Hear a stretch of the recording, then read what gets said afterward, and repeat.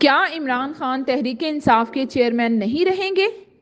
توشہ خانہ کیس سابق وزیر اعظم عمران خان کے لیے سر درد بنتا جا رہا ہے۔ کیس میں تازہ ترین پیش رفت کے مطابق الیکشن کمیشن عمران خان کو تحریک انصاف کے چیئرمین کے عہدے سے ہٹانے کے لیے کارروائی شروع کر چکا ہے۔ الیکشن کمیشن کیس میں اپنے فیصلے میں عمران خان کو اسمبلی رکنیت کے لیے نااہل قرار دے چکا ہے اور قوانین کے مطابق اسمبلی رکنیت کے لیے نااہل شخص پارٹی چیئرمین نہیں رہ سکتا، اس لیے عمران خان کو چیئرمین کے عہدے سے ہٹائے جانے کے امکان ہیں۔ الیکشن کمیشن کیس کی سماعت 13 دسمبر کو کر رہا ہے۔ فیصلہ کیا آتا ہے یہ تو اس دن ہی پتہ چلے گا، تاہم ذرائع کے مطابق فی الحال عمران خان اپنا پارٹی عہدہ بچانے میں کامیاب ہو جائیں گے، لیکن اگر انہیں عہدے سے ہٹا دیا جاتا ہے تو یہ تحریک انصاف کے لیے جان لیوا اقدام ثابت ہو سکتا ہے۔